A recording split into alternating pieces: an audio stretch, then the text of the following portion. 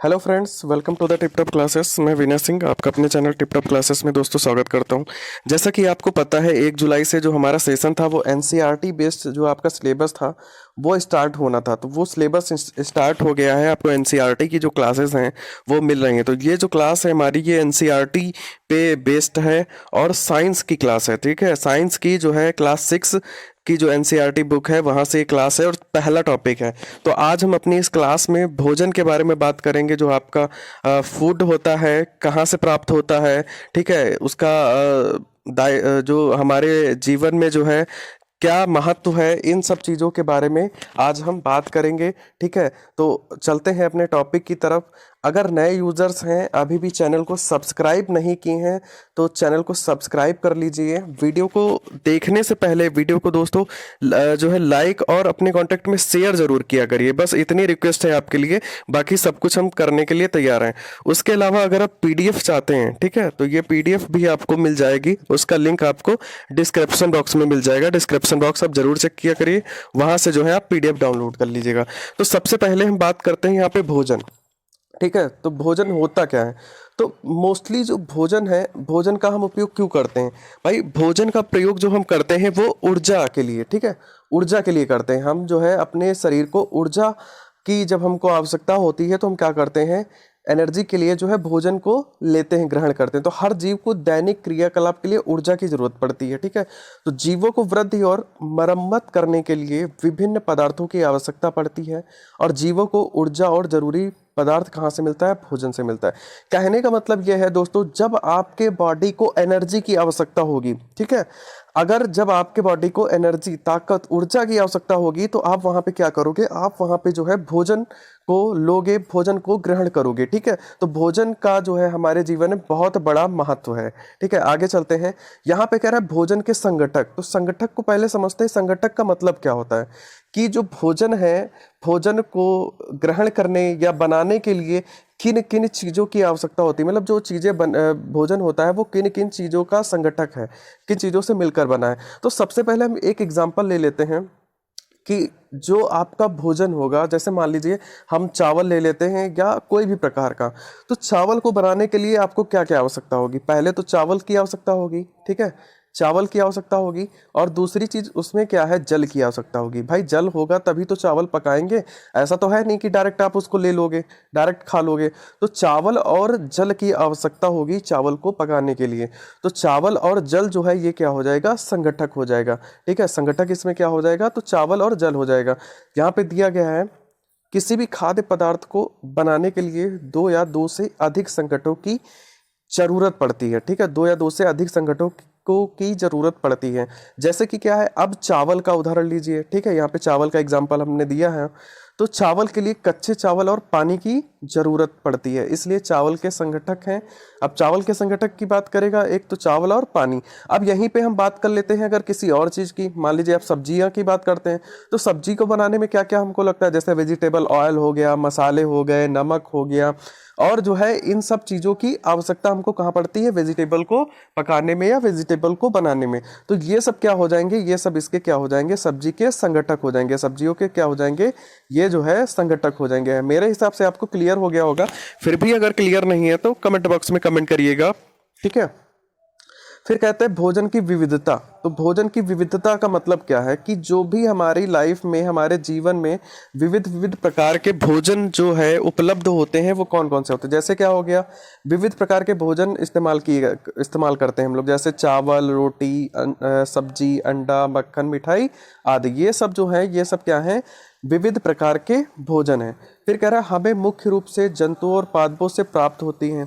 ठीक है, हमें भोजन कहाँ से प्राप्त होता है, तो हमें मुख्य रूप से जंतुओं और पादपों से जो है भोजन की प्राप्ति होती है। अब पादपों से सबसे पहले देखिए भोजन यहाँ पे कहाँ से प्राप्त हो रहा था हमको, एक तो पेड़ पौधे, ठीक है, पेड़ पौधे या पादप, और दूसरा कहाँ से प्राप्त होगा, तो जंतु से। ठीक है, तो सबसे पहले हम बात करेंगे जो पेड़ पौधे या प्लांट से जो हमको भोजन मिलता है वो किस प्रकार से मिलता है। ठीक है, तो पादपों से चावल, गेहूं, सब्जियां, फल आदि मिलते हैं। ठीक है, हमें ये सामग्री पादप के विभिन्न अंगों से मिलती है। ठीक है, अब कौन कौन सी चीजें मिलती हैं यहाँ पे देखते हैं। तो सबसे पहले क्या हो गया, जड़ हो गया। अब जड़ वाली चीज़ें क्या है, जैसे हम जड़ की बात करेंगे यहाँ पे, तो जड़ से हमें क्या क्या मिलता है, तो हमें कई पौधों की जड़ों को क्या करते हैं, खाते हैं। ठीक है, हम भोजन में क्या करते हैं, अपने कई प्रकार के पौधे ऐसे प्लांट्स होते हैं जिनकी जड़ों को खाते हैं।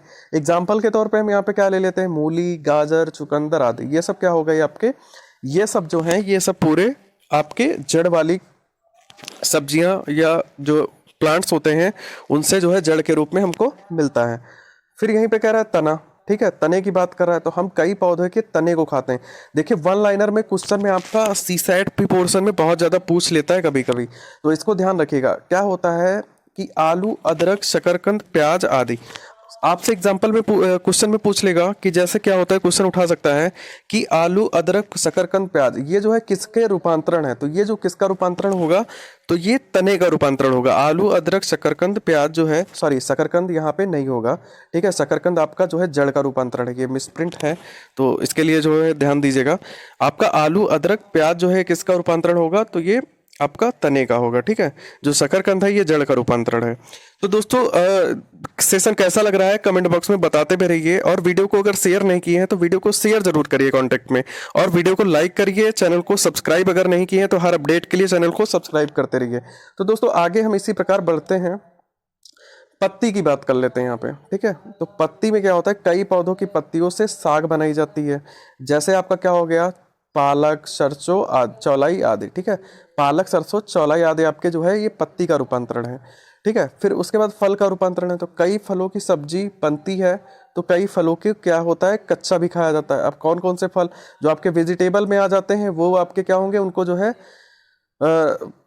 यहाँ पे क्या कह रहा है, जो कच्चे में आपके फल होते हैं वो क्या होते हैं, आम, अमरूद। ठीक है, आम, अमरूद, सेब, नारंगी, ठीक है, आदि को कच्चा खाया जाता है।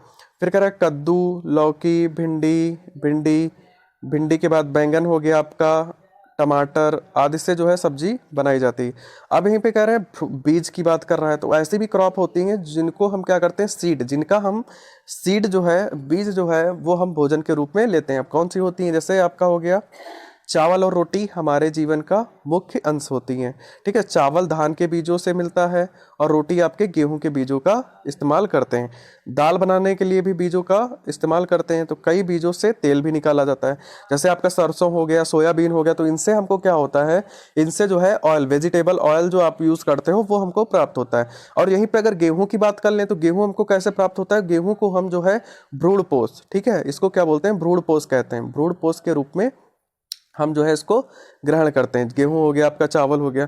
फिर आगे यहाँ पे बात करते हैं चीनी की, ठीक है, शुगर की। तो जो कैसे प्राप्त होगी ये, तो गन्ने और चुकंदर से। ठीक है, ये जो है गन्ने और चुकंदर से जो है हमको चीनी प्राप्त होती है। फिर कह रहा है चाय और कॉफ़ी, तो चाय और कॉफ़ी पहले तो बात करते हैं ये कौन सी क्रॉप है, तो ये उत्तेजक क्रॉप है। ठीक है, ये कौन सी क्रॉप है, तो ये उत्तेजक क्रॉप है। उत्तेजक क्रॉप का मतलब क्या होता है, ऐसी फसलें, ठीक है, या ऐसी जो है चीज़ें जिनको हमको लेने पे हमारे शरीर में क्या होती है, उत्तेजना आती है। ठीक है, तो उत्तेजना आती है, तो उन जो है क्रॉपों को क्या बोलते हैं, उत्तेजक क्रॉप कहते हैं। जैसे कौन कौन सी हो गई आपकी, चाय और कॉफ़ी। तो चाय की पत्तियों से चाय बनती है और कॉफ़ी की फलियों से जो है कॉफ़ी बनती है। ठीक है, कॉफ़ी की फलियों से क्या बनेगी, तो कॉफ़ी बनेगी। अब उत्तेजना से आशय क्या है, देखिए जैसे ही हम इन क्रॉप को लेते हैं तो हमारे शरीर में क्या होती है कि उत्तेजना, मतलब क्या है, जैसे हमको बहुत नींद लग रही, बहुत आलस लग रहा है, तो लोग क्या बोलते हैं कि चाय पी लो जाके या कॉफ़ी पी लो जाके। तो एक नई स्फूर्ति जो है हमारे शरीर को मिलता है, उत्तेजना मिलती है। तो ये जो क्रॉपें हैं ये जो है उत्तेजक क्रॉपें हैं। आगे दोस्तों चलते हैं। देखिए ये जो क्लास है एनसीईआरटी बेस्ड सिलेबस, ठीक है, तो एनसीईआरटी बेस्ड सिलेबस आपको पता होगा कि हर एग्ज़ाम का निचोड़ होता है। ठीक है, चाहे वो जो भी आपकी जो है क्लास हो, मतलब आप कोई भी कंपटीशन का एग्ज़ाम देते हो तो हर जो है एग्ज़ाम के लिए आपके महत्वपूर्ण है, चाहे वो यूपीएससी का एग्ज़ाम हो, चाहे वो टेट का एग्ज़ाम हो, चाहे वो सीटेट का एग्ज़ाम हो। तो साइंस के लिए आप जो भी पढ़ेंगे वो सब आपके लिए इंपॉर्टेंट है। तो एक एक टॉपिक हम बहुत अच्छे ढंग से कवर करेंगे। फिर मसाले की बात कर रहे हैं, तो मसाले क्या होते हैं, पौधों से हमें कई प्रकार के मसाले मिलते हैं। जैसे कि क्या हो गया, काली मिर्च, मिर्च, अदरक, इलायची, लौंग, हल्दी, धनिया आदि, ये सब क्या है, आपकी मसाले की क्रॉपें हैं। और यहीं पे एक छोटा सा क्वेश्चन और आ जाता है कि सबसे ज़्यादा जो अगर मसाले का उत्पादन, ठीक है, या मसाले की जो आपकी क्रॉप है सबसे ज़्यादा कहाँ जो है इसका जो है इसकी बुआई की जाती है, इसका उत्पादन होता है, तो केरल में। ठीक है, सबसे ज़्यादा मसाले की अगर क्रॉप की बात करें तो सीधे आपका कौन सा स्टेट आ जाएगा, तो केरल आ जाएगा।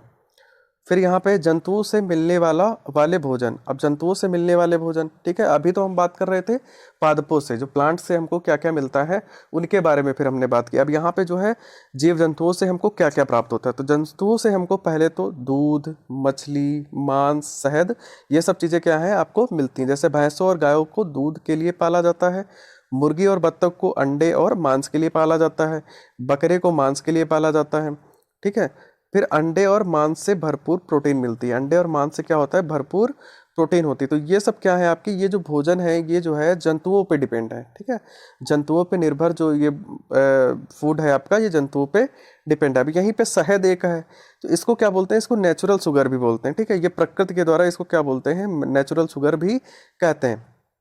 तो ये होता क्या है, तो मधुमक्खियाँ फूलों से मकरंद को लेकर शहद बनाती हैं, और शहद में क्या होता है, शर्करा, खनिज और एंजाइम्स जो है आपके होते हैं।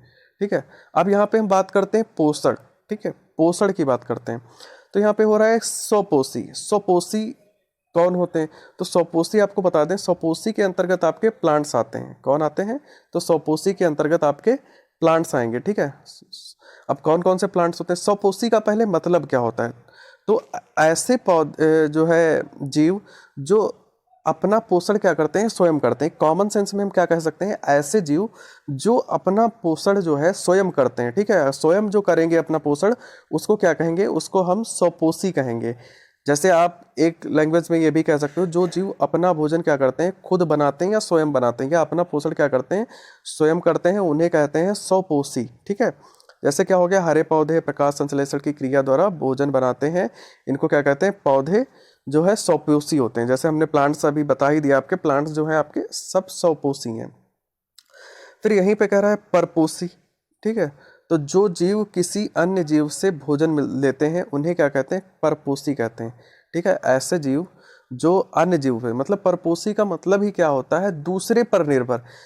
ऐसे जीव जो अपने पोषण के लिए क्या करते हैं, दूसरे पर डिपेंड होते हैं, उनको क्या कहते हैं, परपोषी कहते हैं। अब इसमें आता कौन है, उसमें तो आपके प्लांट्स आ गए, इसमें कौन से आ गए, तो इसमें आपके एनिमल्स आते हैं। ठीक है, इसमें कौन आएगा, तो इसमें आपके एनिमल्स आएंगे। अब एनिमल्स, इसमें क्या होता है, जंतु जो है आपके परपोषी होते हैं।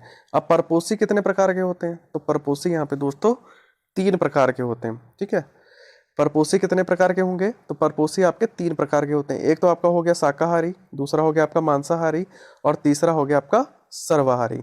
तो अब सबसे पहले यहाँ पे बात करते हैं कि शाकाहारी जो आपके जंतु हैं, या शाकाहारी आपके जो है जो परपोषी हैं, वो कौन से होते हैं, तो ऐसे जंतु जो अपने भोजन के लिए क्या करते हैं, प्लांट्स पर डिपेंड होते हैं। ठीक है, ऐसे जंतु जो अपने भोजन के लिए क्या करते हैं, पौधों को खाते हैं या प्लांट्स पर डिपेंड होते हैं, निर्भर होते हैं, उन्हें क्या कहते हैं, उन्हें जो है आपको शाकाहारी जंतु कहते हैं। शाकाहारी जंतु आपके कौन से हैं, जैसे आपका हिरण हो गया, गाय हो गया, खरगोश हो गया आदि, ये सब जो है आपके शाकाहारी जंतु हैं। अब यहीं पे मांसाहारी जंतु की बात कर रहा है।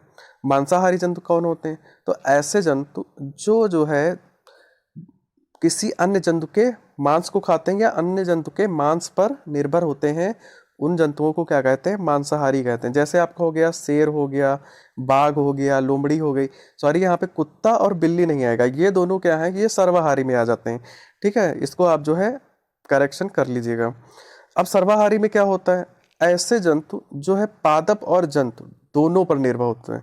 मतलब ऐसे जंतु जो प्लांट्स पर भी निर्भर हैं और जंतुओं के मांस पे भी निर्भर हैं, तो ऐसे जंतुओं को क्या कहते हैं, सर्वाहारी जंतु कहते हैं। इसमें आपका क्या हो गया, मनुष्य आ गया। ठीक है, बंदर हो गया, गिलहरी हो गई, कौवा हो गया, भालू हो गया, गौरैया हो गई, और आपके कौन से हो गए, बिल्ली हो गई, आपका कुत्ता हो गया। ये सब क्या है, सर्वाहारी जंतु। मतलब ऐसे जंतु जो प्लांट्स के साथ साथ जो है जंतुओं, एनिमल्स पे भी डिपेंड होते हैं, वो क्या होते हैं आपके, वो जो है आपके सर्वाहारी जंतु होते हैं। अब यहीं पे एक आपका आ जाता है अपमार्जक। ठीक है, अपमार्जक क्या होता है, अपमार्जक क्या होता है, तो कुछ जंतु मरे हुए जानवरों को खाते हैं, इस तरह से वे हमारे आसपास का कचरा साफ करते हैं। ठीक है, तो ऐसे जंतुओं को अपमार्जक या मुर्दाखोर कहते हैं। मतलब क्या है, देखिए कुछ ऐसे जंतु होते हैं जो मृत जीव जंतुओं को क्या करते हैं, भोजन के रूप में ग्रहण करते हैं। ठीक है, भोजन के रूप में क्या करते हैं, मृत रूप में भोजन के रूप में ग्रहण करते हैं। तो ऐसे जंतुओं को क्या कहेंगे, उनको कहेंगे अपमार्जक या मुर्दाखोर जंतु कहते हैं। एक आपका एग्जाम्पल यहाँ पे ले लेते हैं जो अभी विलोप हो रहे हैं धीरे धीरे, गिद्ध। ठीक है, गिद्ध आपके क्या है, अपमार्जक जंतु में शामिल हैं। गिद्ध जो है क्या करते हैं, मृत जीव जंतुओं को भोजन के रूप में ग्रहण करते हैं। तो दोस्तों जो ये आपका टॉपिक था, इसमें हमने सारे आपके इम्पोर्टेंट पॉइंट को लगभग डिस्कस किया है, और इसके अलावा नए सेकंड चैप्टर पे हम जल्दी ही डिस्कस करेंगे। ठीक है, तो दोस्तों सेशन में कैसा लगा, कमेंट में, कमेंट बॉक्स में कमेंट करके बताइएगा। पीडीएफ के लिए मैंने बता रखा है, पीडीएफ फाइल चाहिए तो टेलीग्राम चैनल पे जा कर के टिप टॉप क्लासेस को जो है सब्सक्राइब कर लीजिए, और वीडियो को like share subscribe, YouTube channel को सब्सक्राइब कर लीजिए। इसके अलावा आपको किसी भी प्रकार की अगर व्हाट्सअप इंक्वायरी रहती है, ठीक है, किसी भी प्रकार की इंक्वायरी होती है, तो आप ये हमारा व्हाट्सअप कॉन्टेक्ट है, आप यहाँ पे जो है व्हाट्सअप भी जो है इस चीज़ को कर सकते हैं। तो दोस्तों कमेंट में कैसा लगा सेशन ज़रूर बताइएगा, और जल्दी ही मिलेंगे नए सेशन के साथ। तब तक के लिए दोस्तों नमस्कार।